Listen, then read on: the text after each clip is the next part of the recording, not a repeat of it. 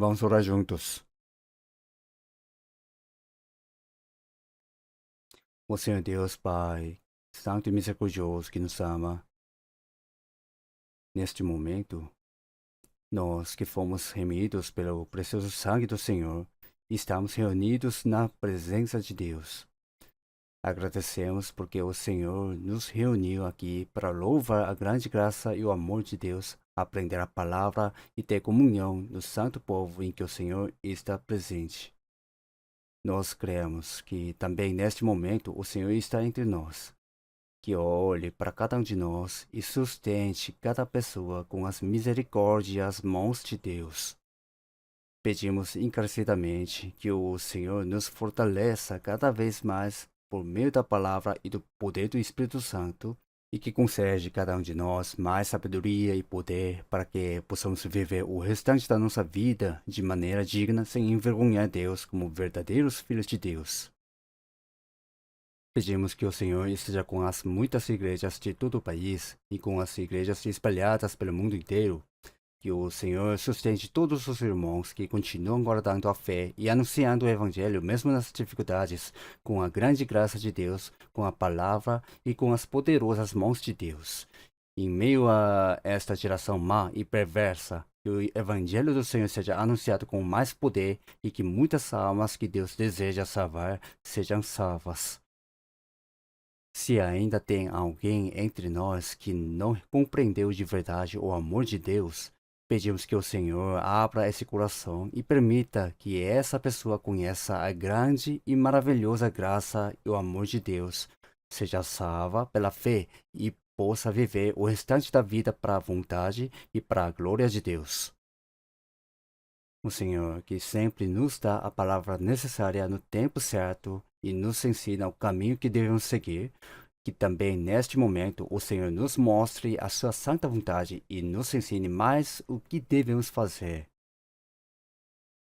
Oramos em nome de nosso Senhor Jesus Cristo. Amém.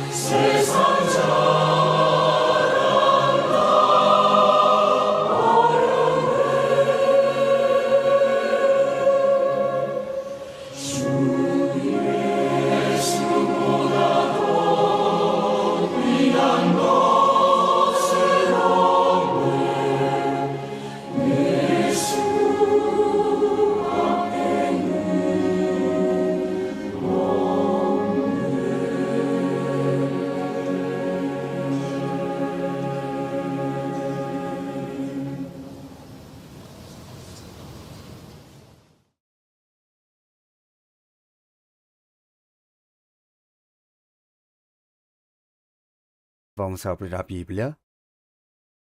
Salmos 116. Salmos, capítulo 116. Vamos procurar.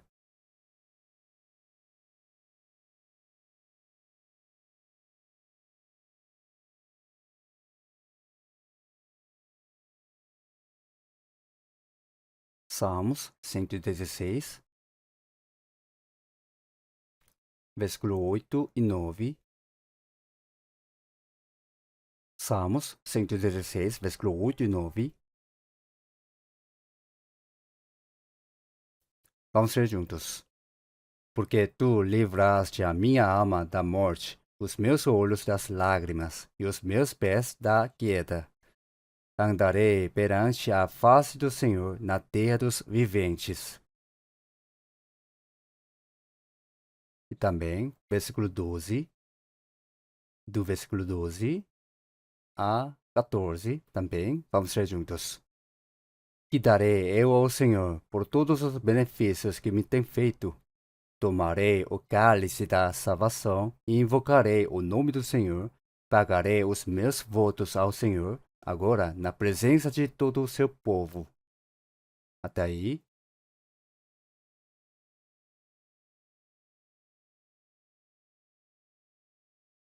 O tempo ficou muito quente, não é? Dizem que quanto mais calor faz, melhor os grãos amadurecem. Nós também. Eu acho que quando passamos por dificuldades e aflições nessa vida, a nossa fé cresce mais e nós podemos ser provados como cristãos dignos de Deus. O maior trabalho que temos neste verão é o retiro de verão. Ainda temos a maior de todas as tarefas, levar muitas pessoas ao Senhor para que sejam salvas.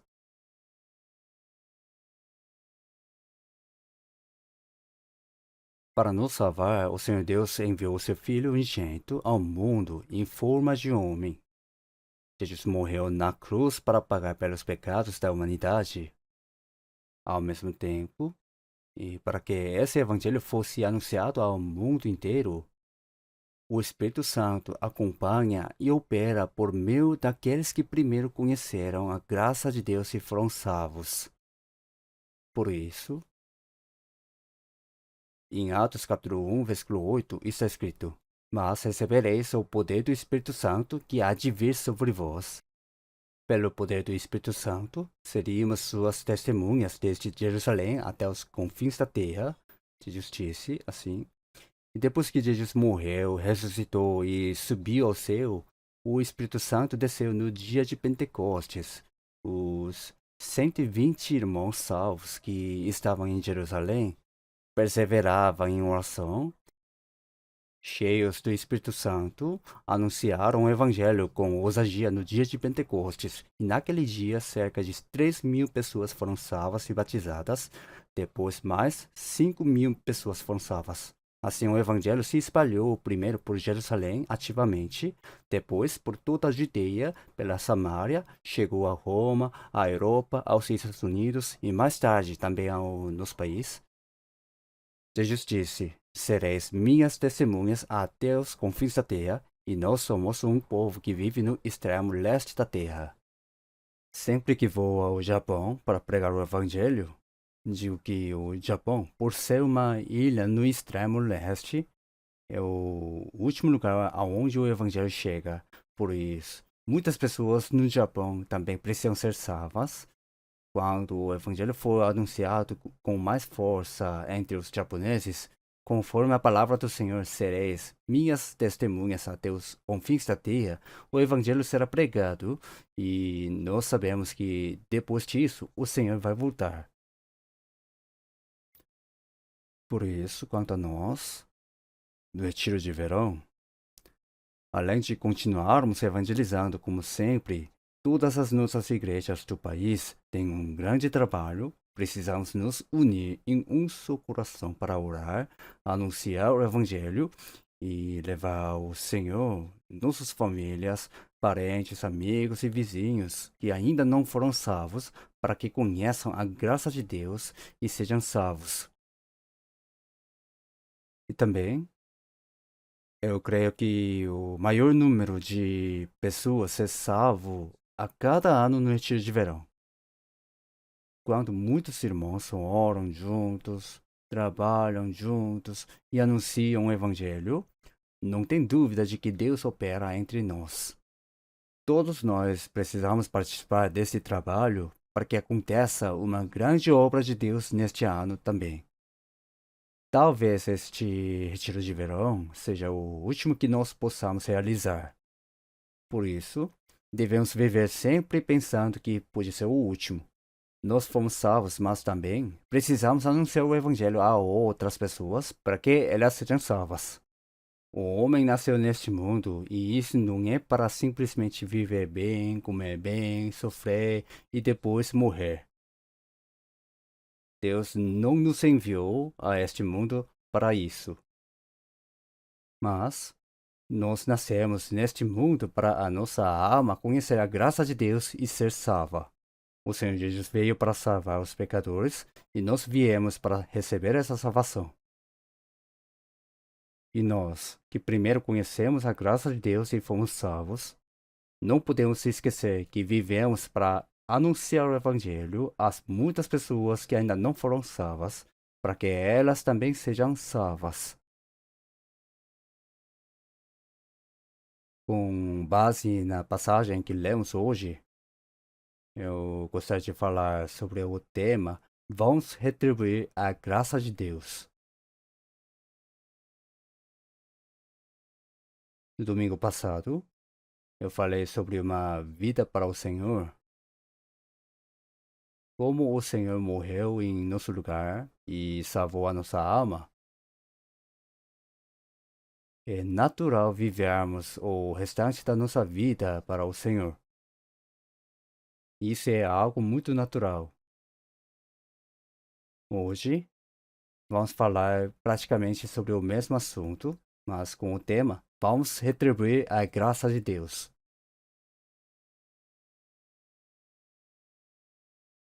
O Senhor Deus, se olharmos para o texto que já lemos, no versículo 8, Salmos, capítulo 116, versículo 8, porque tu livraste a minha alma da morte, os meus olhos das lágrimas e os meus pés da queda. Deus livrou a minha alma da morte para a vida, livrou os meus olhos das lágrimas, do sofrimento e das aflições, também nos livrou, e livrou os meus pés da queda. E tropeçamos no pecado e íamos cair no inferno, mas o Senhor Deus nos segurou e nos livrou dali. Por isso, andarei perante a face do Senhor na terra dos viventes. Na terra dos viventes, quer dizer, enquanto vivemos neste mundo, devemos andar diante de Deus. Antes de sermos salvos, vivíamos longe de Deus, de costas para Deus e no pecado. Mas agora, pela graça de Deus, nossa alma foi salva e recebemos o amor de Deus. Por isso, durante o restante da nossa vida neste mundo, andarei diante de Deus. A vida de fé é viver diante de Deus e viver de maneira digna perante Deus. É por isso que a Bíblia diz: andarei perante a face do Senhor. O salvo não deve viver longe de Deus. Nunca podemos esquecer que estamos sempre diante de Deus que vê o nosso coração e toda a nossa vida. Os pais geraram seus filhos e os criaram. E os pais nunca se esquecem dos seus filhos crescendo. Os pais observam seus filhos e também os pais querem continuar ajudando os seus filhos com amor e graça até o fim, e isso é o coração deles. Se observarmos os animais, veremos a mesma coisa. Eles nunca tiram os olhos dos seus filhotes. Se um animal feroz aparecer, eles protegem os seus filhotes. Quando estão sozinhos, eles fogem e procuram se esconder por causa dos animais ferozes. Mas, quando os filhotes estão por perto, enfrentam o perigo e pretendem lutar contra animal feroz. Podemos ver isso. Por quê? Para proteger os filhotes. Mesmo que a mãe morra, ela tenta salvar os filhotes. Da mesma forma, nós que fomos salvos, temos o Senhor cuidando de nós e nos ajudando o tempo todo. Por isso, durante o restante da nossa vida, estamos sempre diante de Deus. Em Mateus capítulo 10, versículo 30, o Senhor Deus disse: Até mesmo os cabelos da vossa cabeça estão todos contados. O que significa que Deus contou até os cabelos da nossa cabeça? Significa que Deus conhece a minha vida melhor do que eu mesmo. Se Deus conhece até os fios do nosso cabelo, o que é que Deus não conhece? O Senhor Jesus também disse que 2 passarinhos são vendidos por um asse. Mesmo um pardal que não tem nenhum valor, não cai em terra sem a permissão de Deus. E o Senhor disse: Vós valeis mais do que muitos passarinhos. Quanto mais a vós. Os olhos de Deus nunca se afastam daqueles que foram salvos, e Deus sempre olha para os salvos. Deus está sempre cuidando de nós. Deus nos protege e vê se estamos vivendo de acordo com a sua vontade. Por isso, a vida de fé é viver diante de Deus enquanto estamos neste mundo. Ao mesmo tempo, é uma vida de retribuir a graça de Deus. Que darei eu ao Senhor por todos os benefícios que me tem feito? O salvo sabe como a graça de Deus é grande e maravilhosa. Nós estávamos longe de Deus, vivendo no pecado, condenados e a caminho do inferno. Mas Deus quis salvar pecadores tão miseráveis como nós. Deus, Jesus é igual a Deus. Mesmo assim, veio a este mundo em forma humana. O Senhor Jesus expiou todos os pecados da humanidade e morreu na cruz como sacrifício pelo pecado para salvar almas. Depois de morrer e ressuscitar, o Senhor Jesus, como o Senhor ressuscitado, apareceu diante de muitas pessoas. Assim, o Senhor Deus fez muitos crerem que Jesus é o Cristo, o Salvador. Depois, diante de muitas testemunhas, o Senhor Jesus subiu ao céu. Antes de subir, o Senhor Jesus prometeu que voltaria de novo quando o Evangelho fosse anunciado ao mundo inteiro. E agora, nós que vivemos no extremo leste da Terra, estamos vivendo justamente no tempo em que esse último Evangelho está sendo anunciado. É certo que o Senhor vai voltar em breve. Por isso, nós que fomos salvos, nunca podemos esquecer que vivemos para retribuir a graça de Deus. Humanamente falando, não existe graça maior do que a dos nossos pais. Foram eles que nos geraram, nos criaram, nos ensinaram e nos ajudaram para que pudéssemos viver bem. Por isso, nos 10 mandamentos, 4 mandamentos são sobre Deus e 6 são sobre as pessoas. E o primeiro deles diz: honra a teu pai e a tua mãe. Honra a teu pai e a tua mãe. Por que devemos honrar os nossos pais? Porque eles nos geraram, nos criaram e nos ajudaram. Vocês já ouviram dizer que, entre muitos pecados, o pecado da falta de amor e respeito pelos pais é um dos mais graves, não é? O filho que não reconhece a graça dos pais e desobedece a eles está quebrando um mandamento muito importante diante de Deus. Por isso, quem retribui com ingratidão a graça dos pais está esquecendo um dos deveres mais importantes que o ser humano deve cumprir. E existe uma coisa chamada ingratidão. Tem pessoas que não apenas deixam de honrar os pais, prejudicam os seus pais. Se os pais não ajudam os filhos chegam a enfrentá-los e até matá-los. Talvez nós nunca cheguemos a este ponto. Mesmo assim, devemos lembrar que a graça dos pais é carnalmente a maior graça que podemos receber nesta vida, mas a graça de Deus é incomparavelmente maior. Os pais podem amar profundamente os seus filhos, mas não podem morrer no lugar deles. Também não podem salvar a alma dos seus filhos. Mas Deus fez isso por nós, para salvar nossa alma. Deus enviou o seu Filho unigênito em forma de homem, e Jesus morreu na cruz como sacrifício pelo pecado. Como essa graça de Deus é grande e maravilhosa. Na palavra que acabamos de ler, Salmos capítulo 116, versículo 12. Todos os benefícios que me tem feito para me salvar, o Senhor Jesus deixou a glória do céu e veio para esta terra. Passou por todo o sofrimento que um ser humano pode passar. Também foi tentado. Mesmo sem ter pecado, foi condenado à morte como se fosse o pior dos pecadores. Na cruz, suportou toda a vergonha e toda a dor, derramou todo o seu sangue e morreu para salvar a nossa alma. Depois de pagar pelos nossos pecados e nos salvar, como poderíamos retribuir toda essa graça? Nós vivemos neste mundo para retribuir essa graça.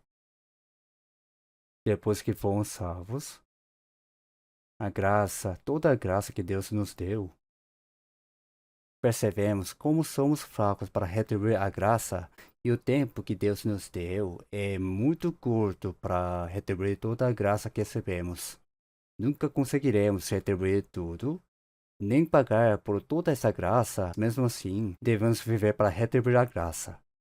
Não consigo retribuir a graça que Deus me deu com amor. O coração fraco e o corpo miserável serão o servo do Senhor. Tem esse hino.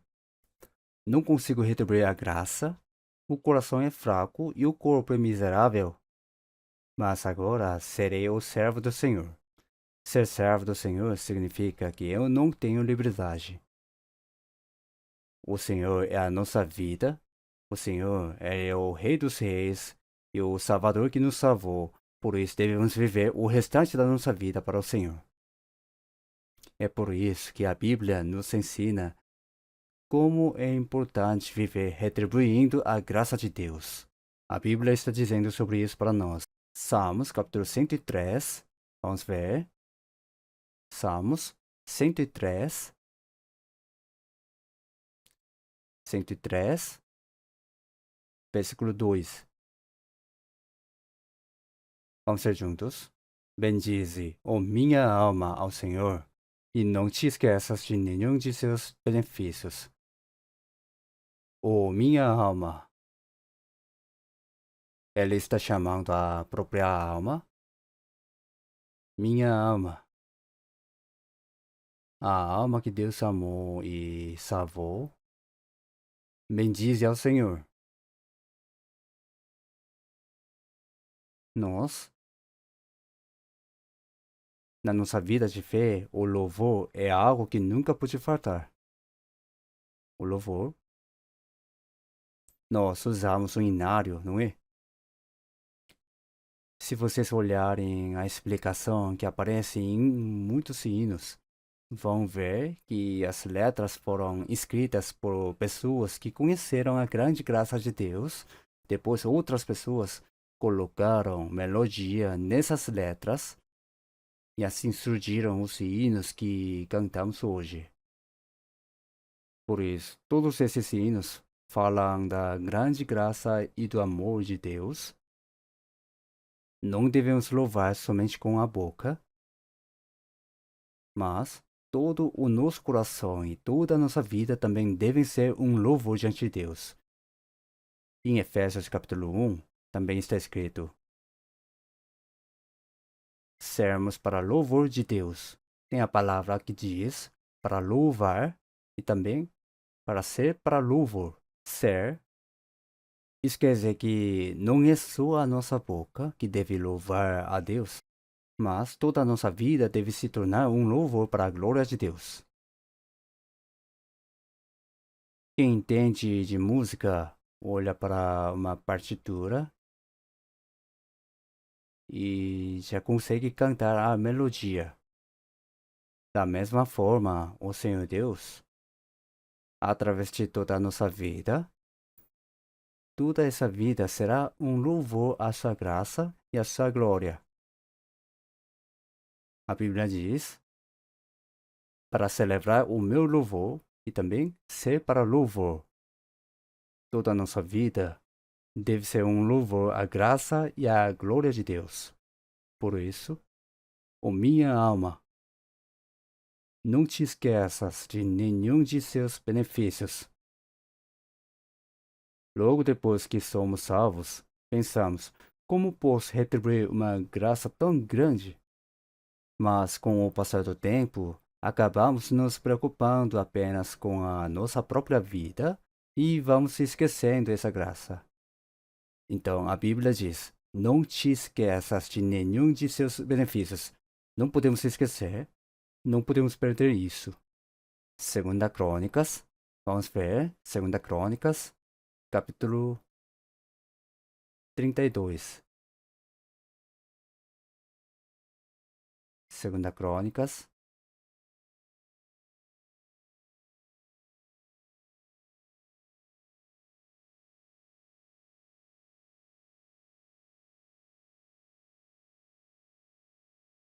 Segunda Crônicas, capítulo 32, versículo 25. Segunda Crônicas, capítulo 32, versículo 25. Mas não correspondeu Ezequias ao benefício que lhe fora feito, porque o seu coração se exaltou, por isso veio grande ira sobre ele e sobre Judá e Jerusalém. Aqui aparece o rei Ezequias, rei de Israel. Ele foi rei em Jerusalém cerca de 700 anos antes da vinda de Jesus. Na época do rei Ezequias, aconteceu uma coisa impressionante. O rei da Síria, Senaqueribe, veio com o seu exército e cercou Jerusalém. O povo de Jerusalém não podia sair nem entrar. A cidade ficou completamente cercada. E depois de algum tempo, a comida acabou. Já não tinham mais nada para comer. A situação ficou tão grave que chegaram a comer os próprios filhos.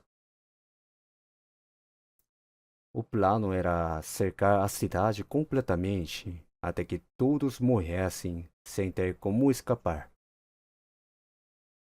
Então, o rei da Síria, Senaqueribe, mandou um oficial gritar para o povo: quem pode livrar vocês das mãos do grande rei da Síria? Será que o Deus em quem vocês confiam pode te livrar? E enquanto insultava a Deus, dizia: se vocês não se renderem logo, todos vão morrer. Depois disso, ele enviou uma carta ao rei Ezequias. Ezequias subiu ao templo, abriu aquela carta diante de Deus e orou: Senhor Deus, olha esta carta. O rei da Síria está insultando Deus. O que Deus vai fazer? Pouco tempo depois, o profeta Isaías chegou e disse: não tenha medo. Ainda esta noite, Deus vai acabar com todos eles. Naquela mesma noite, Deus matou os 185.000 soldados do exército da Síria que cercavam Jerusalém. O exército de Israel não atirou nenhuma flecha. Um anjo, um mensageiro de Deus, foi até lá e matou todos eles. Assim, o Senhor Deus protegeu Israel. Ezequias recebeu assim uma grande graça de Deus. Depois disso, Ezequias ficou doente e estava para morrer, então orou a Deus: "Ó Senhor Deus, eu vivi com dedicação para Deus. Será que Deus vai me deixar morrer assim?"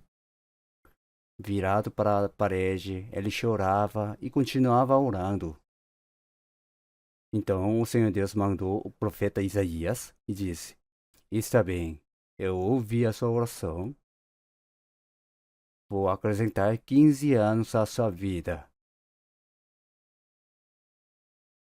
O Senhor Deus não apenas curou alguém que estava para morrer, mas ainda acrescentou mais 15 anos à sua vida. Por isso, Ezequias realmente recebeu grande graça de Deus, mas vejam o que está escrito na palavra que lemos, no versículo 25. Mas não correspondeu Ezequias ao benefício que lhe fora feito, porque o seu coração se exaltou. O coração de Ezequias ficou soberbo, então se esqueceu da graça de Deus. Não retribuiu essa graça. Deus tinha lhe concedido uma graça tão grande, por isso ele deveria viver retribuindo essa graça e vivendo para a glória de Deus. Mas não correspondeu ao benefício. Por isso veio grande ira sobre ele e sobre Judá e Jerusalém. A ira de Deus veio. Então, Ezequias, versículo 26. Ezequias, porém, se humilhou pela exaltação do seu coração.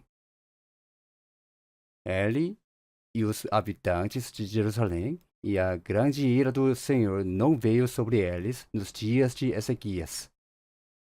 Ainda bem que Ezequias, ele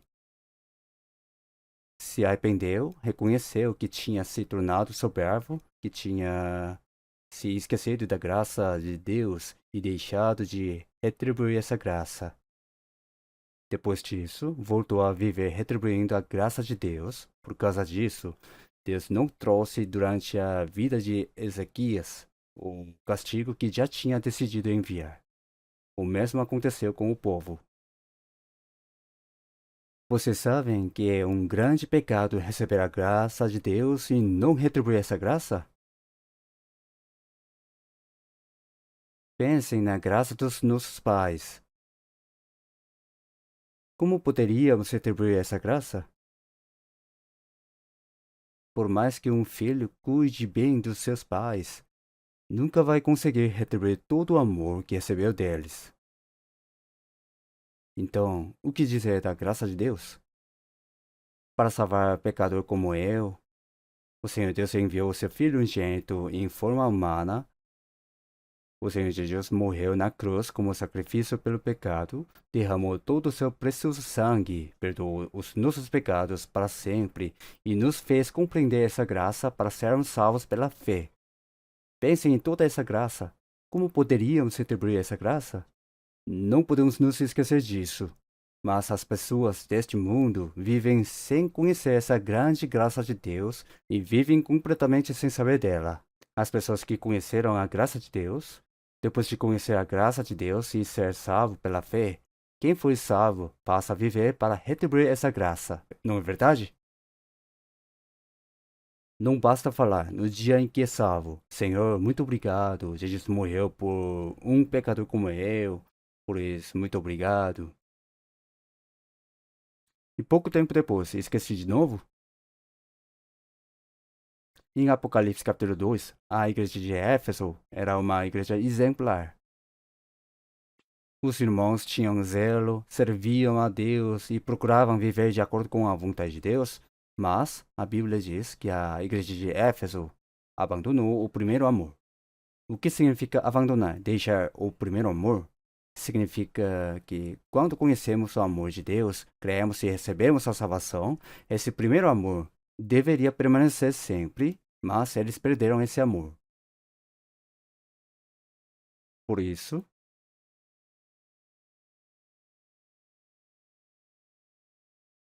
de onde eles perderam esse amor,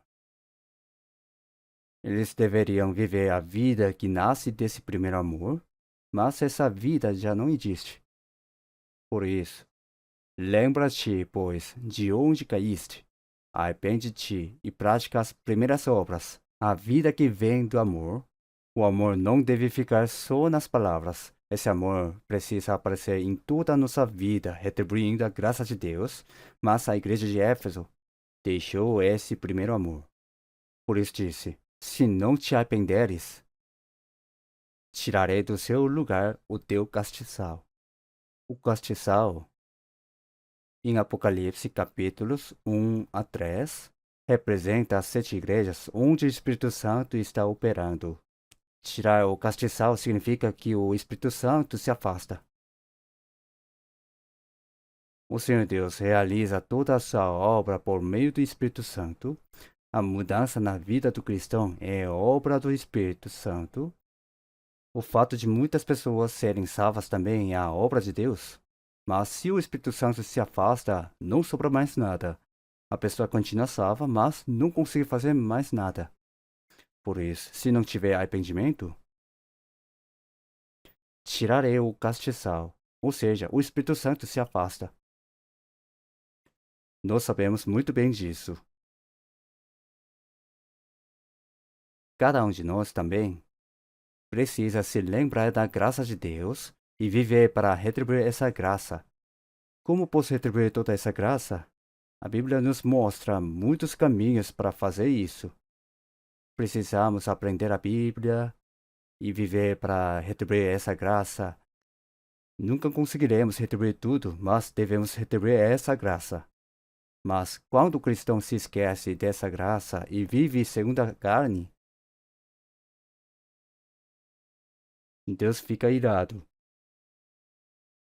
E o Espírito Santo se afasta dessa pessoa, então ela já não consegue viver bem a vida de fé.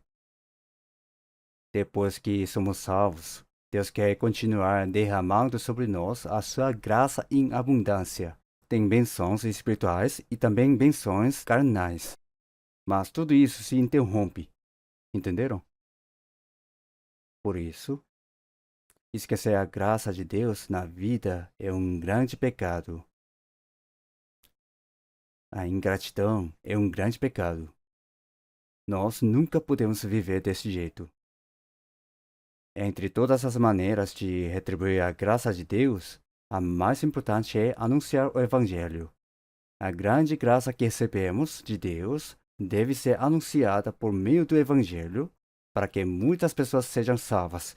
Essa é a maneira mais importante de retribuir a graça de Deus. Salmos 118, vamos procurar. Salmos 118.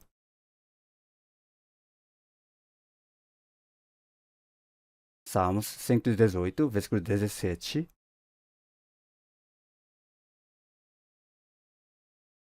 Não morrerei, mas viverei, e contarei as obras do Senhor. Não morrerei, mas viverei. Depois de ser salvo, algumas pessoas dizem: seria melhor se eu morresse logo. Quando passam por alguma dificuldade,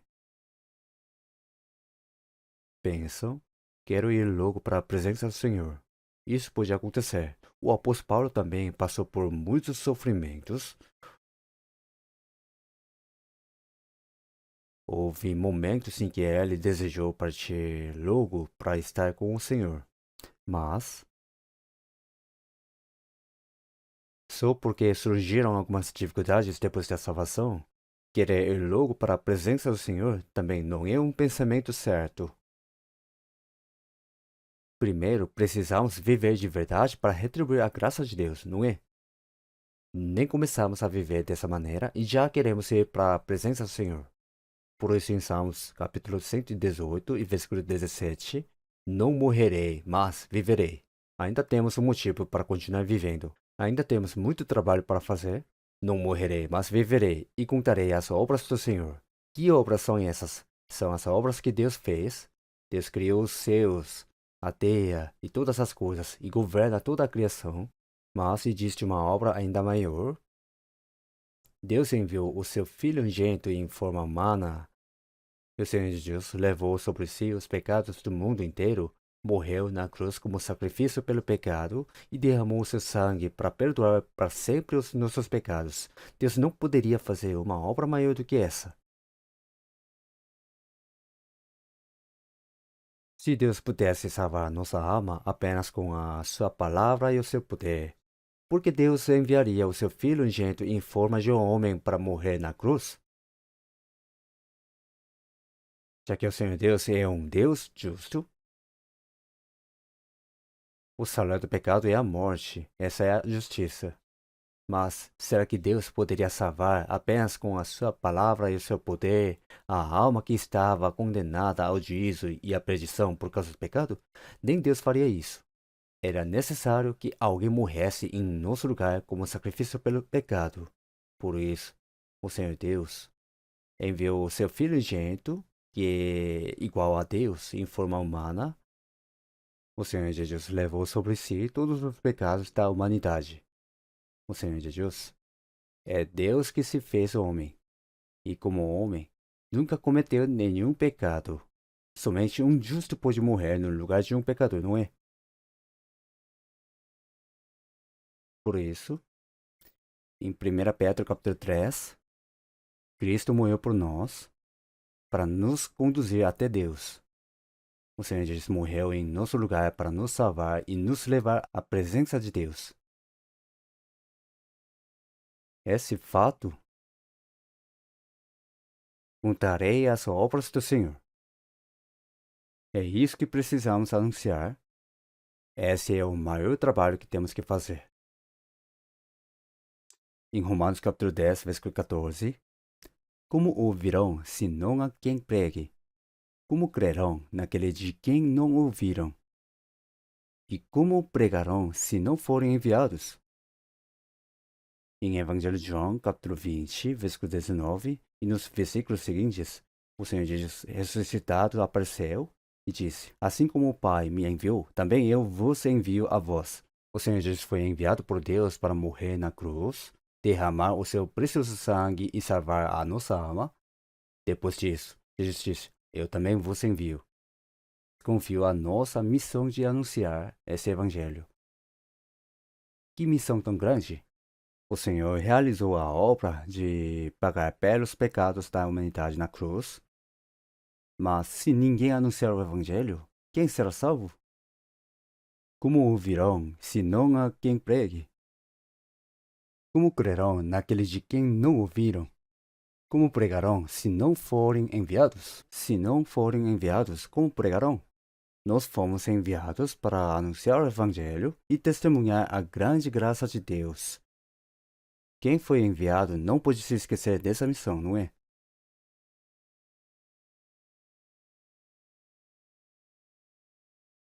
Imagine um embaixador. Ele foi enviado para representar o seu país e anunciar tudo que o seu governo lhe confiou. Mas vamos supor que ele se esqueceu no caminho. Se distrai com outras coisas interessantes e esquece por que foi enviado e até esquece a obra que precisa fazer como embaixador. Então, o que aconteceria com esse embaixador? Em 2 Coríntios capítulo 5, diz que nós somos embaixadores de Cristo. Nós somos pessoas para testemunhar de Cristo. Por isso, não morrerei, mas viverei, e contarei as obras do Senhor. Isso se refere à obra da salvação que Deus realizou. Por isso também está escrito em Salmos, capítulo 66, versículo 16, Eu contarei o que Deus tem feito à minha alma. Cada um de nós conhece a obra que Deus fez para salvar a nossa alma, não conhece? Devemos anunciar isso. Ouve, eu contarei o que Deus tem feito à minha alma. A maior maneira de retribuir a graça de Deus é anunciar essa grande obra que Deus realizou. Anunciar a graça da salvação. Para salvar os pecadores, o Senhor Deus entregou o seu Filho unigênito até a morte na cruz. Assim se sacrificou. Se ninguém anunciar esse evangelho, esse sacrifício não terá valor. Um agricultor semeia e cultiva, e quando os grãos amadurecem, se não faz a colheita, tudo acaba apodrecendo e todo o seu trabalho se torna em vão. Por isso, em Evangelho de João, capítulo 4, o Senhor Jesus disse: Levantai os vossos olhos e vede as terras que já estão brancas para a ceifa. E o que ceifa recebe galardão. Quem é o que ceifa é o salvo, quem é ceifeiro, já recebeu o salário e tudo. Ajunta fruto para a vida eterna. Quando anunciamos o Evangelho, estamos ajuntando fruto para a vida eterna. Para que, assim o que semeia como o que ceifa, ambos se regozijam. O Senhor morreu na cruz como um grão de trigo e realizou a obra da salvação. Nós somos aqueles que fazem a colheita dessa obra. Por isso, quando os puritanos levaram o Evangelho ao mundo todo no século XVIII, eles diziam: vamos recolher a recompensa do sofrimento do Cordeiro. O Cordeiro de Deus morreu na cruz e derramou todo o seu precioso sangue para salvar os pecadores. Vamos recolher a recompensa do sofrimento do Cordeiro. Se não fizermos isso, o sofrimento do Cordeiro na cruz será em vão. Deus confiou essa grande responsabilidade a nós. Em Mateus capítulo 16, versículo 26, o Senhor Jesus disse: Pois que aproveita ao homem ganhar o mundo inteiro se perder a sua alma, ou que dará o homem em recompensa da sua alma? A vida vale mais do que o mundo inteiro. Não está falando desta vida da carne que dura apenas algumas décadas. Está falando da nossa alma. Para salvar a nossa alma, o Filho unigênito de Deus morreu na cruz. Isso mostra o quanto Deus nos amou e o grande sacrifício que Deus fez por nós. É como alguém que investe uma quantia muito grande para realizar uma obra, e se essa obra não for realizada, todo aquele investimento será em vão. O Senhor Deus realizou a obra da salvação com uma graça tão grande. Se essa obra não for anunciada, o que vai acontecer? A própria alma é preciosa. Por isso, está escrito em Hebreus capítulo 2, versículo 3. Como escaparemos nós, se não atentarmos para uma tão grande salvação? Uma tão grande salvação é a obra de salvar a nossa alma. Entre todas as obras de Deus, existe alguma maior do que criar os céus, a terra e governar todo o universo? É a obra de salvar a nossa alma. O Senhor Deus realizou essa obra sacrificando o seu Filho unigênito. E existe obra maior do que essa? Nem nós conseguimos imaginar quão grande é a salvação que recebemos. Mesmo depois de sermos salvos, não entendemos bem isso. Uma tão grande salvação. Mesmo assim, alguém zomba da salvação. Antigamente, quando eu estava evangelizando no interior da província de Jeollanam-do, muitos jovens foram salvos. Quase todo o coral também foi salvo. Então, um ancião daquela igreja veio falar comigo. Por que ficam falando tanto só porque receberam essa tal salvação aí? Eu respondi: o que foi o Senhor disse agora? Aquele ancião era muito rico. Ele até se gabava de ter construído várias igrejas, mas, como os jovens estavam muito felizes porque tinham sido salvos ao ouvir o Evangelho, ele disse: essa tal salvação. Então eu perguntei: o que foi que o Senhor disse? O Senhor disse essa tal salvação? A salvação é uma coisa qualquer? Na mesma hora ele percebeu que tinha falado errado. Eu me enganei. Eu falei sem pensar. Ele pediu desculpas, mas no fundo ainda pensava que era essa tal salvação. Uma tão grande salvação. Nós fomos salvos Alguém não recebe a salvação porque trata com descuido uma tão grande salvação. E se alguém sabe que a salvação da sua própria alma é uma tão grande salvação, também deve considerar preciosa a salvação das outras pessoas, não é? Vocês sabem quão grande é levar uma pessoa à salvação? O nosso tempo, os nossos bens e até a minha própria felicidade. Mesmo que eu morresse para salvar uma pessoa, ainda assim seria um excelente negócio. Sabem disso? O Filho unigênito de Deus morreu para salvar um pecador como eu. Então, mesmo que eu morra para que outra pessoa seja salva, isso é algo precioso aos olhos de Deus. Na época da igreja primitiva, em Atos dos Apóstolos,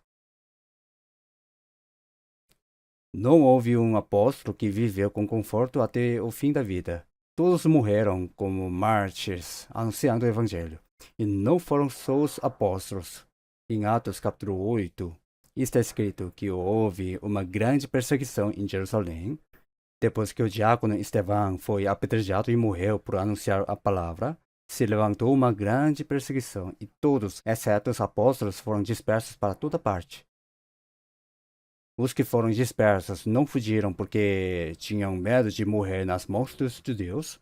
O Senhor Jesus tinha dito para anunciar o evangelho em Jerusalém, em toda a Judeia e Samaria. Então, por que continuavam todos reunidos em Jerusalém? Foi como quando alguém bate no fogo para apagar esse fogo, mas as faíscas se espalham e o fogo se alastra mais depressa. Houve uma grande perseguição em Jerusalém. Os irmãos foram dispersos para toda parte e sabem o que eles faziam? Por onde passavam, anunciavam o evangelho. Acho que é melhor ver na Bíblia. Atos, capítulo 8. Vamos procurar.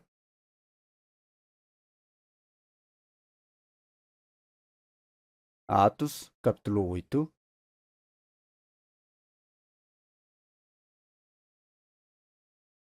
Atos, capítulo 8, versículo 4. Mas os que andavam dispersos iam por toda parte anunciando a palavra. Houve uma grande perseguição em Jerusalém e todos foram espalhados para todos os lados. Será que os que foram espalhados ficaram escondidos com medo dos judeus? Não. Os que foram espalhados eram irmãos comuns da igreja. Eles iam por toda parte anunciando a palavra do evangelho. Não foram somente os apóstolos que pregaram o evangelho. Todos os cristãos anunciaram o evangelho. Agora nós também devemos anunciar essa tão grande salvação. Em Efésios capítulo 5, versículo 10, está escrito: aprovando o que é agradável ao Senhor. Procura. O que vocês acham que mais agrada a Deus? Em Lucas capítulo 15, versículo 7, haverá alegria no céu por um pecador que se arrepende, mais do que por 99 justos que não necessitam de arrependimento. O Senhor Deus se agrada mais quando um pecador é salvo do que com os 99 justos festejando. Vocês sabem o quanto Deus se agrada cada vez que uma pessoa é salva? O que devemos fazer para agradar a Deus? Existem muitas coisas que agradam a Deus, mas a que mais alegra a Deus é conduzir um por um os pecadores até Deus para que sejam salvos. O Senhor Deus se agrada mais com isso. Em Lucas capítulo 15, quando o filho pródigo partiu do seu pai e estava à beira da morte, voltou para seu pai, o pai ficou muito feliz. Este meu filho estava morto e reviveu. Tinha se perdido e foi achado. Tragam um novilho cevado. Vamos comer e nos alegrar. Quando o filho pródigo voltou para o pai como um mendigo, o pai se alegrou desse jeito. O pai representa Deus e o filho pródigo representa todos os pecadores. Quando um pecador se arrepende, Deus se alegra assim. Para que o pai e o filho pródigo pudessem se alegrar juntos, um novilho sem pecado morreu no lugar dele. Para salvar pecadores como nós, o Filho unigênito de Deus morreu como um cordeiro E quando cremos nisso e somos salvos, o Senhor Deus se agrada. Por isso, qual é a coisa que mais alegra a Deus? Em 2 Coríntios capítulo 5, versículo 9, o apóstolo Paulo disse: Desejamos também ser-lhe agradáveis, quer presentes, quer ausentes. A coisa que mais alegra a Deus é anunciar o Evangelho para que os pecadores sejam salvos. Então, nós devemos fazer esse trabalho, não é? Por isso, no mês que vem começa o nosso retiro de verão, já falta pouco. O retiro vai acontecer durante julho e agosto. O retiro de verão vai ter 7 etapas, por isso precisamos orar e nos preparar desde agora. Não podemos ir sem nenhum plano e sem nenhum preparo, apenas para participar. Participar já é algo bom, mas vocês já viram como é no retiro? Não é? No retiro. Debaixo daquele calor muito forte, as irmãs mais jovens, elas ficam na estrada orientando as pessoas, acenando com as mãos para receber as pessoas, em tantas áreas. Tem irmãos e irmãs trabalhando juntos. Tem os que trabalham na cozinha ao lado do fogão quente. Tem os que fazem o pesado trabalho de lavar as louças. Tem os irmãos que passam a noite sem dormir fazendo a segurança. O que todos eles estão fazendo? Cada um está fazendo a sua parte para participar da obra de anunciar o Evangelho. Como o Senhor Deus deve achar isso bonito? Como Deus deve se alegrar? Se não fosse o esforço e o sacrifício desses irmãos e irmãs, como tantas pessoas poderiam ser salvas? Quantas pessoas que vêm pela primeira vez são convidadas e chegam ali, a primeira reação delas é: como pode existir um lugar tão grande assim no meio das montanhas? Elas ficam impressionadas logo ao ver o prédio. Depois, essas pessoas se suspendem com outra coisa. Enquanto todo mundo vai para a praia ou para algum lugar fresco, aproveitar as férias nesse calor, elas pensam: por que tanta gente está reunida aqui no meio das montanhas? Será que essas pessoas não são estranhas? Quando olham melhor, percebem que aquelas pessoas não parecem ser assim. O rosto de todos está cheio de suor, mas todos estão com um grande sorriso no rosto. Que estranho! Não parecem pessoas malucas. Depois começam a ouvir a palavra e se surpreendem mais uma vez. Antes de serem salvos, não conseguiram ir embora. Até serem salvos. Pessoal, Deus opera quando muitas pessoas oram juntas e cooperam nessa obra. Em Efésios capítulo 3, versículo 20, segundo o poder que em nós opera. O poder de Deus opera em nós. Aquele que é poderoso para fazer tudo muito mais abundantemente, além daquilo que pedimos ou pensamos. Deus opera em nós. Por isso, quando oramos juntos, cooperamos e trabalhamos juntos, o Senhor Deus opera no meio de nós. Não é só porque um pastor prega bem que as pessoas são salvas. Sem as orações, o esforço e a cooperação de muitos irmãos e irmãs, isso não acontece. No meio desse trabalho, o Senhor Deus opera. Nós, que fomos salvos, não podemos ficar de fora dessa obra. Cada um de nós tem a sua parte para fazer. Precisamos pensar assim. Tem gente que diz: mesmo que eu não faça, tem muita gente que faz. Mas será que vai dar essa resposta diante do Senhor também? O que você fez? E responde: mesmo que eu não fizesse, os outros faziam muito bem. Será que essa desculpa vai servir?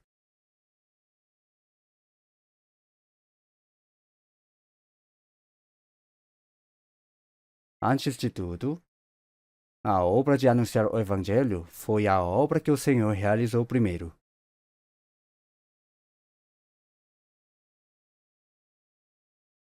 Marcos, vamos procurar Marcos capítulo 1.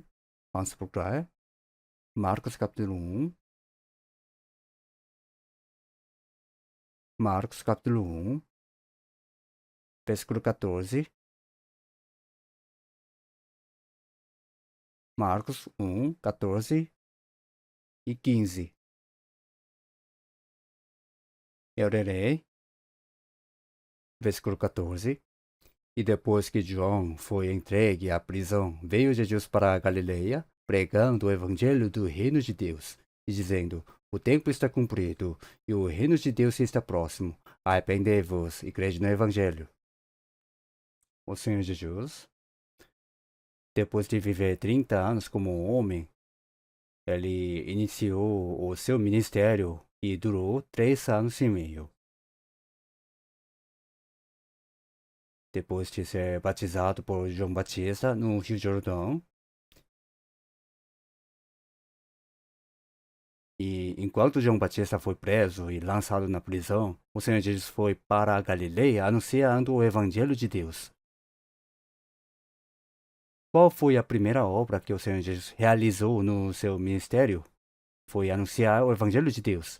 Jesus dizia: o tempo está cumprido e o reino de Deus está próximo. Arrependei-vos e crede no Evangelho. O tempo está cumprido.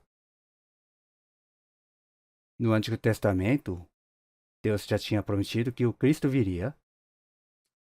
Quando chegou o tempo determinado, nasceu de mulher e nasceu debaixo da lei para resgatar os que estavam debaixo da lei. Quando chegou o tempo determinado, o Cristo veio.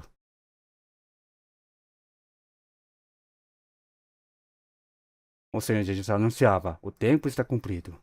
Que tempo era esse? Era o tempo em que tinha prometido para a vinda de Cristo. O tempo está cumprido, o reino de Deus está próximo. O próprio Jesus é o reino de Deus. Quando recebemos Jesus Cristo, recebemos o reino de Deus no nosso coração, não é? O reino de Deus está próximo. Arrependei-vos e crede no Evangelho. Arrepender-se é reconhecer o quanto somos pecadores diante de Deus, voltar para Deus, receber essa graça e ser salvo. Arrependimento tem sentido de reconhecer que si mesmo é pecador e tem sentido de mudar. Ficar apenas triste por causa do pecado não é arrependimento. O que Judas Iscariotes fez depois de trair Jesus por 30 moedas de prata?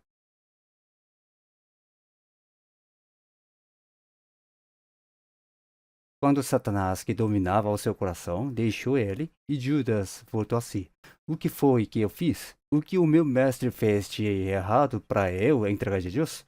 Então levou de volta as 30 moedas de prata e disse: traiu o mestre inocente, covarde, isso é contigo. Então Judas jogou as 30 moedas dentro do templo e saiu falando: um homem como eu tem que morrer, tem que morrer. Depois foi e se enforcou num precipício. A Bíblia diz que ele caiu e as suas entranhas se derramaram.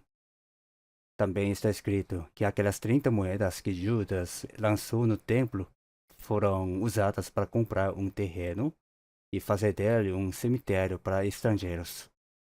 Judas chorou e sofreu profundamente por causa do seu pecado. Quanto ele deve ter sofrido para acabar tirando a própria vida? Ele pensava: um homem como eu merece morrer. Mas isso foi arrependimento? Não.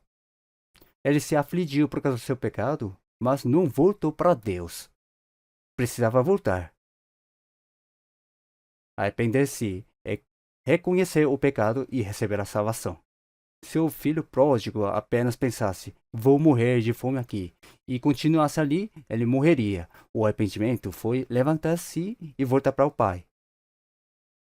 Por isso, o Senhor Jesus disse: arrependei-vos e crede no Evangelho. Vamos ver Marcos capítulo 1, versículo 38.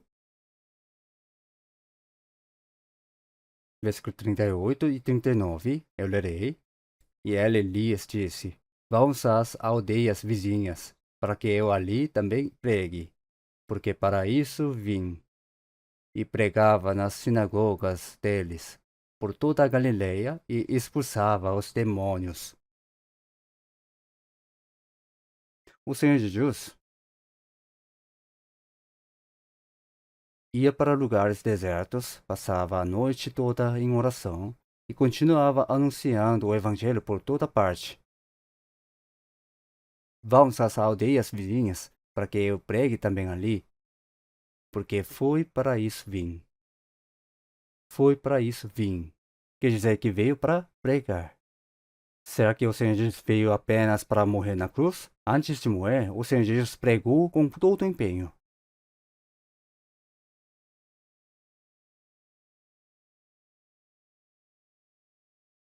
Em Mateus capítulo 11, versículo 1, vemos que o Senhor Jesus enviou os 12 discípulos para anunciar o Evangelho.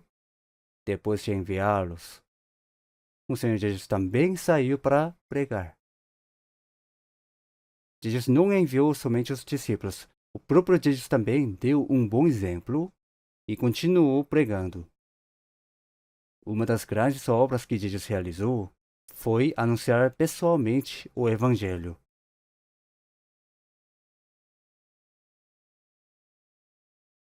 E também, 2 Timóteo capítulo 4, vamos ver, 2 Timóteo capítulo 4.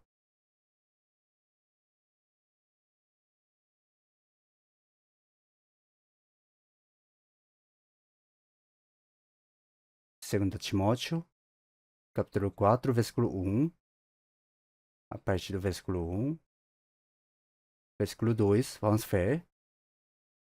Conjuro-te, pois, diante de Deus e do Senhor Jesus Cristo, que há de julgar os vivos e os mortos, na sua vinda e no seu reino, que pregues a palavra, instes a tempo e fora de tempo, corrijas, repreendas, exortes com toda a longanimidade e doutrina. O apóstolo Paulo, esta segunda carta a Timóteo, foi escrita quando Paulo estava preso em Roma, pouco antes da sua morte. É a palavra como o seu testamento. Conjuro-te, pois, diante de Deus e do Senhor Jesus Cristo, que há de julgar os vivos e os mortos, na sua vinda e no seu reino. Que ordem é essa?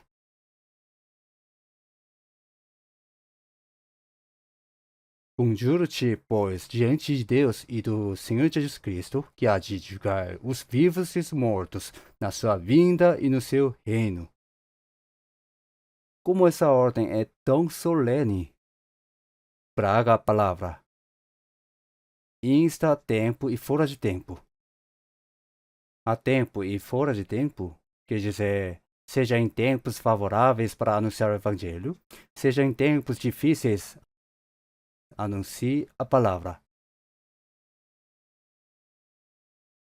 Antes de morrer, o apóstolo Paulo deu essa solene ordem a Timóteo, e essa mesma palavra também foi dada a nós. Conjuro-te, pois, diante de Deus e do Senhor Jesus Cristo, que há de julgar os vivos e os mortos, na sua vinda e no seu reino, que pregue essa palavra. Será que nós não temos essa responsabilidade? Basta sermos salvos, vivermos mais ou menos e irmos quando o Senhor nos chamar? Não. Ainda temos tanta coisa para fazer.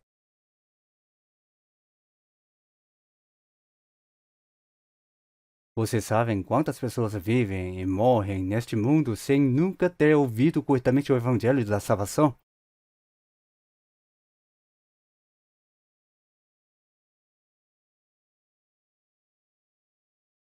Se nós não anunciarmos o Evangelho, quem vai ser salvo? Hoje, o cristianismo vive um tempo de grande crescimento. Tem muitos edifícios da igreja, muitos pastores e muito zelo, mas são poucos os que anunciam o verdadeiro Evangelho. Se eu não pregar o Evangelho, quem vai pregar? É com esse coração que nós devemos anunciar o Evangelho com dedicação.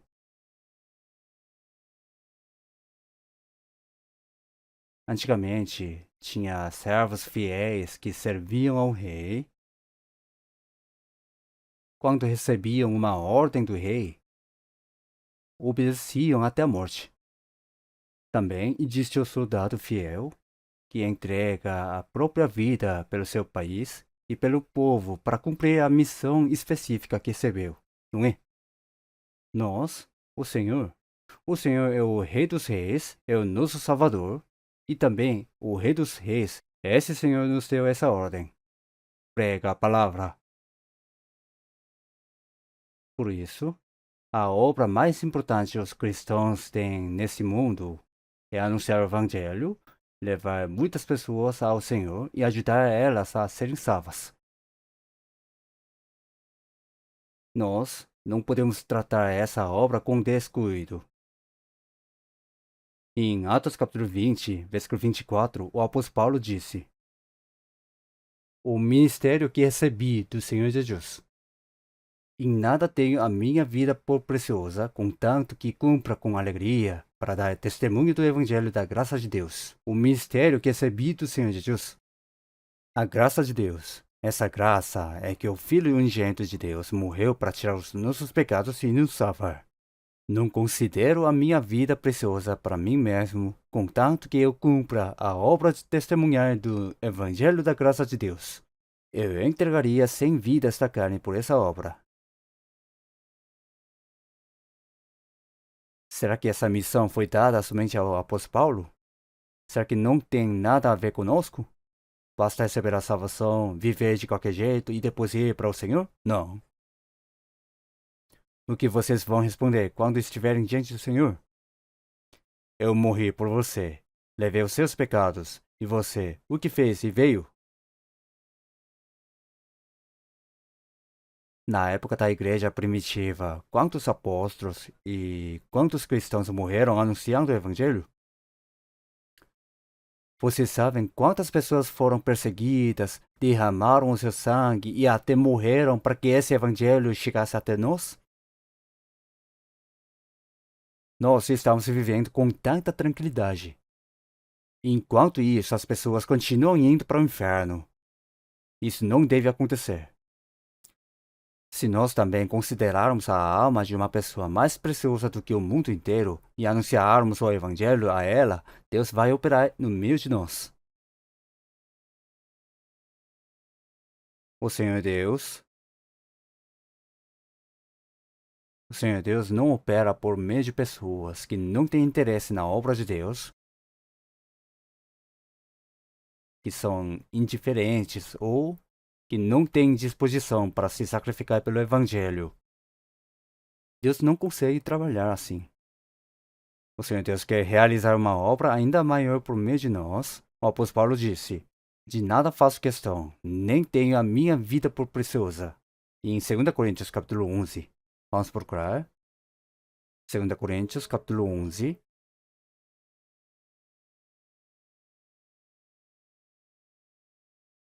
Segunda Coríntios capítulo 11.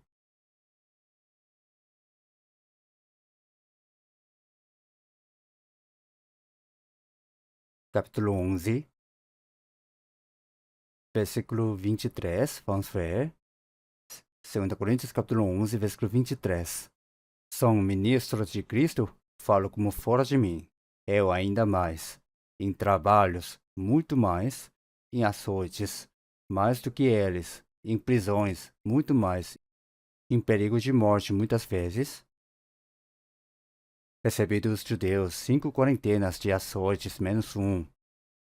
3 vezes fui açoitado com varas. Uma vez fui apedrejado. 3 vezes sofri naufrágio. Uma noite e um dia passei no abismo. Em viagens, muitas vezes, em perigos de rios, em perigos de saqueadores, em perigos da minha nação, em perigos dos gentios, em perigos na cidade, em perigos no deserto, em perigos no mar, em perigos entre os falsos irmãos, em trabalhos e fadiga, em vigílias, muitas vezes, em fome e sede, em jejum, muitas vezes, em frio e nudez.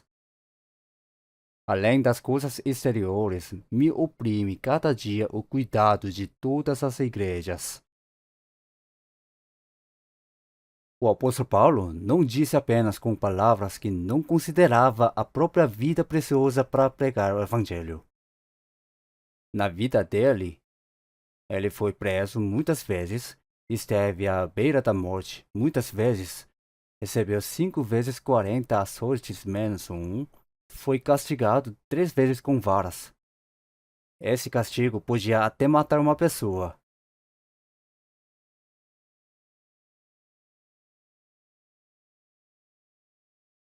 Foi apedrejado, dado como morto e abandonado, mas quando voltou a viver, saiu outra vez para pregar de novo. Passou por muitos perigos.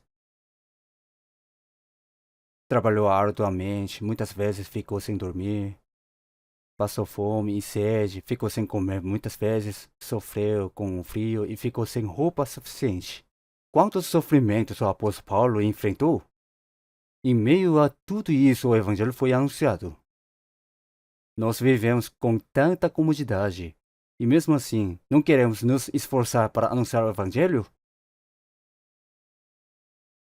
Se cada um ajudar um pouco, muitas pessoas que caminham para o inferno poderão ser salvas. Nós não podemos ser mesquinhos na obra de anunciar o evangelho. Esse é o propósito da nossa vida nesta terra. Esse é o maior mandamento que o Senhor nos deu. Em Marcos capítulo 16, versículo 15, antes de subir ao céu, o Senhor Jesus disse a última palavra: Ide por todo o mundo, pregai o evangelho a toda criatura. Quem crê e for batizado será salvo, mas quem não crê será condenado.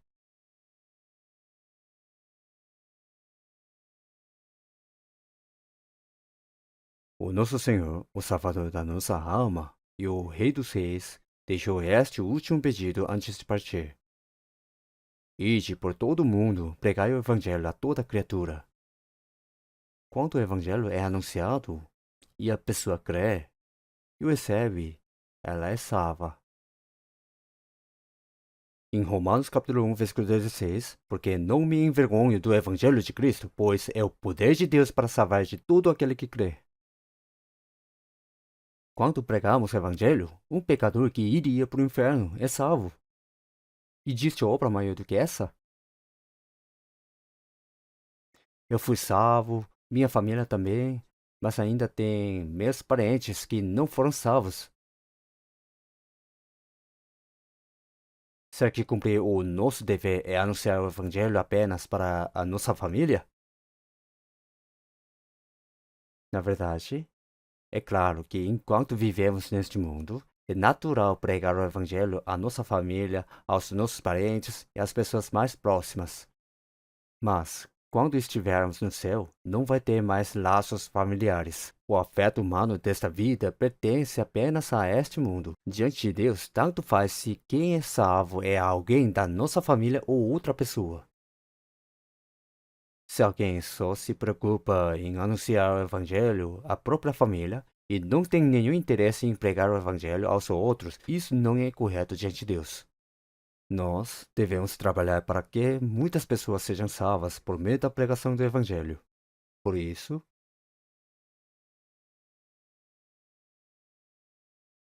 em Romanos capítulo 16, versículo 3 e 4, meus cooperadores, saudai a Priscila e a Áquila. Eles expuseram as suas cabeças pela minha vida.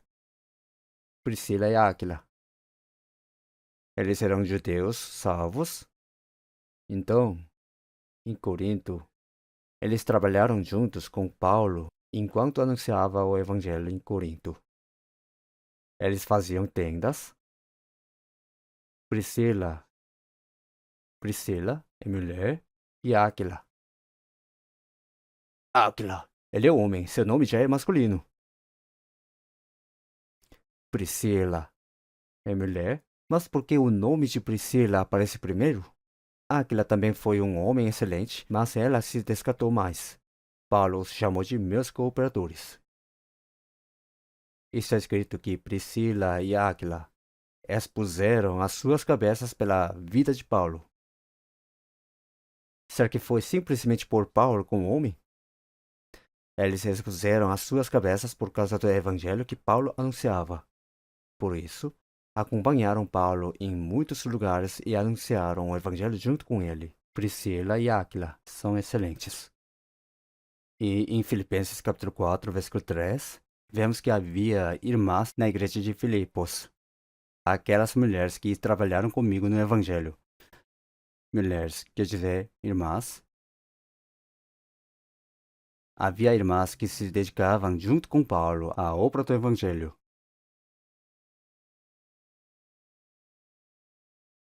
Peço-te também a ti, meu verdadeiro companheiro, algumas pessoas, os seus nomes estão no livro da vida. Eles não apenas tinham um nome escrito no livro da vida porque receberam a salvação, mas após Paulo também disse, essas mulheres que trabalharam comigo no Evangelho eram suas cooperadoras. Havia irmãs que se dedicavam ativamente à obra do Evangelho. Quando o Senhor Jesus andava com os seus discípulos, também havia irmãs que ajudavam eles. Em Lucas capítulo 8, vemos que havia irmãs que seguiram Jesus até o pé da cruz quando ele foi crucificado. Ainda hoje, também tem muitos irmãos e irmãs que trabalham junto pelo Evangelho.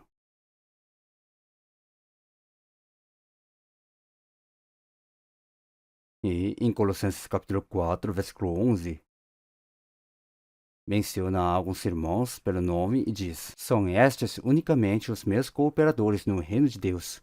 Cooperadores no reino de Deus. Pessoas que trabalham juntas pelo reino de Deus vivendo nesta terra. Não é uma expressão maravilhosa?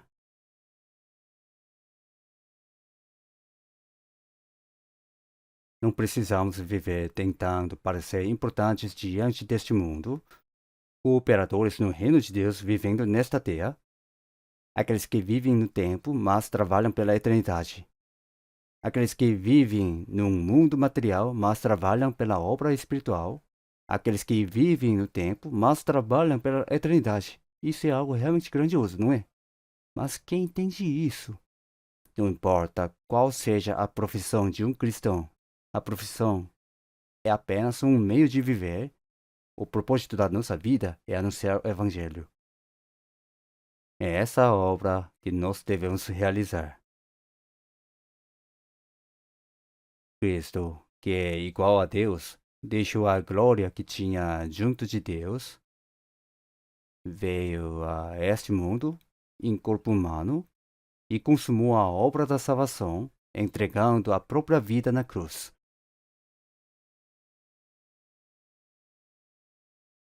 Nós que fomos salvos por meio dessa obra, devemos anunciar esse evangelho. Quem ainda não foi salvo, vive neste mundo para ser salvo. Mas essa pessoa não sabe disso, não é? Deus espera com paciência até que ela seja salva. E por que nós, que já fomos salvos, continuamos vivendo? Será que vivemos porque não conseguimos morrer? Ou porque ainda temos algum prazer neste mundo? Não. Vivemos para que outras pessoas sejam salvas. Como é que vão fazer? É um fato, sem dúvida. Em Ezequiel capítulo 3, versículo 17, Deus disse ao profeta Ezequiel: Filho do homem, eu te dei por atalaia sobre a casa de Israel, e tu, da minha boca, ouvirás a palavra e avisá-los-ás da minha parte. Se você não anunciar a minha palavra e o ímpio morrer, eu cobrarei de você o sangue dele. Mas, se você anunciar o evangelho ao ímpio e ele não ouvir, você não terá responsabilidade pelo sangue dele. Isso significa que tem responsabilidade quando não anunciarmos o evangelho. Se anunciarmos o evangelho e a pessoa não for salva, a responsabilidade não é nossa. A responsabilidade está em não anunciar o evangelho. Entendem? Em 1 Coríntios capítulo 9, versículo 16, o apóstolo Paulo disse: Ai de mim, se não anunciar o evangelho. Se não anunciar o evangelho, ai de mim.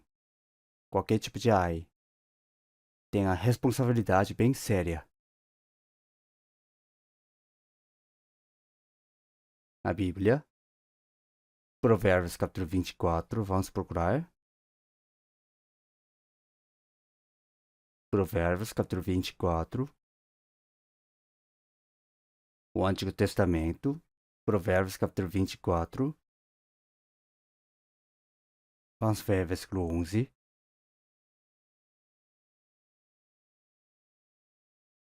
Versículo 11 e 12. Vamos ser juntos. Se tu deixares de livrar os que estão sendo levados para a morte, e aos que estão sendo levados para a matança, se disseres, és que não o sabemos, porventura não o considerará aquele que pondera os corações? Não o saberá aquele que atenta para a tua alma? Não dará ele ao homem conforme a sua obra? Essa é uma palavra realmente muito séria. Tu, os que estão sendo levados para a morte. Quem ainda não foi salvo está sendo levado para o inferno. Durante um dia, quantas pessoas estão sendo levadas para o inferno? Quantas estão caindo no inferno agora? Não deixares de livrar os que estão sendo levados para a morte e aos que estão sendo levados para a matança. Em outra palavra, não os deixes seguir para o inferno. Se disseres, és que não o sabemos, porventura não o considerará aquele que pondera os corações? Não o saberá aquele que atenta para a tua alma? Eu não sei que aquela pessoa está indo para o inferno. Eu não sabia. Mente muito bem. Depois que Caim matou Abel com uma pedra, Deus perguntou, onde está Abel, teu irmão? E Caim respondeu, sou eu o guarda do meu irmão? Sei lá. Ele mesmo matou seu irmão. Então Deus disse, a voz do sangue de teu irmão, Abel, clama a mim desde a terra. Nós não matamos ninguém como Caim, mas se uma pessoa está a caminho do inferno e nós poderíamos ajudar ela a ser salva, mas não fazemos nada e a deixamos ir para o inferno, isso também não é uma forma de matar? Imaginem que alguém esteja se afogando na água. Bastaria estender a mão para salvá-lo. Mas você pensa, estou ocupado. Se eu entrar na água, vou molhar a minha roupa, terno social. E vai embora. Então, se aquela pessoa morrer, será que não diria? Covarde, se você tivesse me ajudado um pouco, eu teria sobrevivido. Foi como se você tivesse me matado. Não seria assim? Eu não sabia. Será que realmente não sabia? Você não sabia que se aquela pessoa morresse sem a salvação, iria para o inferno? O Senhor retribuirá a cada um conforme as suas obras. Que obras são essas? O pecado de não anunciar o Evangelho. Esse é o propósito pelo qual os cristãos vivem neste mundo. É a maior ordem que o Senhor nos deixou e a missão que Ele nos confiou. Isso não tem nada a ver conosco? Será que só pastores e evangelistas fazem essa obra? Todos os cristãos, os pregadores, são aqueles que se dedicam integralmente à obra de anunciar o Evangelho. Em Atos capítulo 6, está escrito, nós perseveraremos na oração e no ministério da palavra. Eles deixaram de lado outras atividades para se dedicar exclusivamente à pregação do Evangelho. Nós que somos cristãos, vamos ao trabalho, temos um negócio, trabalhamos com empenho para ganhar o dinheiro para contribuir com a obra do Evangelho. Talvez eu não possa ir como missionário, mas vou enviar um missionário. Pessoal, sabem quanto custa sustentar uma família de missionários? Talvez eu não possa ir como missionário, mas precisamos de um desejo de enviar um missionário. Vamos usar da melhor maneira o tempo que Deus nos deu. Que neste retiro de verão, muitas pessoas sejam salvas, para que Deus receba toda a alegria e toda a glória. Em Jeremias capítulo 8, versículo 20.